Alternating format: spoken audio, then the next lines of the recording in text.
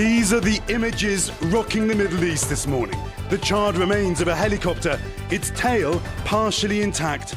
News that rescuers who took hours to reach the remote site found only wreckage and the bodies of the dead.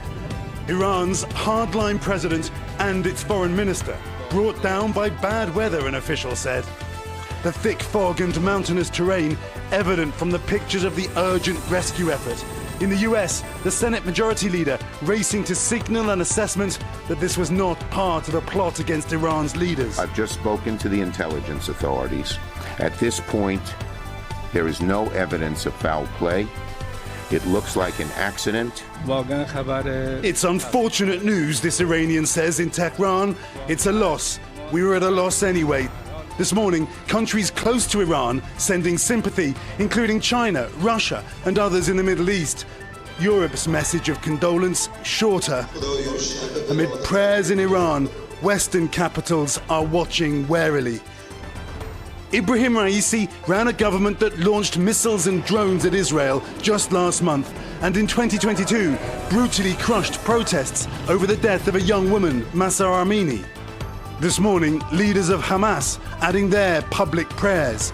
Raisi was talked about as a successor to Iran's 85-year-old supreme leader. Overnight, Ayatollah Khamenei declaring there will be no disruption in the country's affairs. An interim president chosen, but who replaces Raisi long term? The future of Iran, now another uncertainty amid the instability of the Middle East. And Savannah, a new election in Iran must be held within 50 days. How Iran and Iranians react to this news, still an open question this morning, but one former Iranian foreign minister describing US sanctions against Iranian aviation as one of the main culprits. Savannah? All right, Keir, thank you. I want to turn now to NBC's chief foreign correspondent, Richard Engel. Richard, I mean, let's start right there where Keir left us. How is this being received within Iran? Iranians are celebrating in private. Many Iranians hated Raisi. They hate the regime, but it is a regime that is effective at maintaining control and maintaining dominance. As Keir just mentioned, there had been street demonstrations with many women on the streets taking off their veil, insulting the regime, insulting the clerical rule.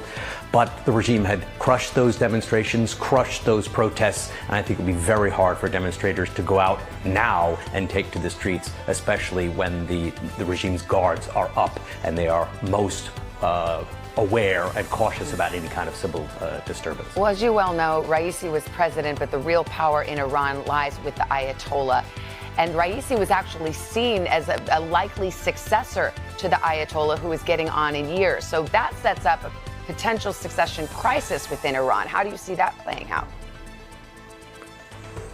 100%. I think they will be able to find a new president fairly quickly. But in Iran, the president just carries out the orders of the supreme leader. And what's significant about Raisi is that he was 63 years old. The supreme leader who runs the country, the Ayatollah, is 85 and not well. Raisi was widely seen as the person who was going to take over for him in a year or two. So he could potentially have been in power for the next 2 decades or so. Now, a real leadership crisis. Who will it be? It's possible that someone could emerge from the Revolutionary Guard, someone from the intelligence services, but not necessarily someone who's going to emerge from this electoral process that's going to take place over the next 50 days. And policy, by the way, is not likely to change. It is very unlikely that we're going to see some sort of moderate, some sort of anti-revolutionary person come up. I think you're going to get another hardliner, maybe from the Rev Guard or the intelligence services, step in, and we're going to see an internal fight. But now you have a succession crisis because he was the one who was going to lead this country for the next 20 years from the top.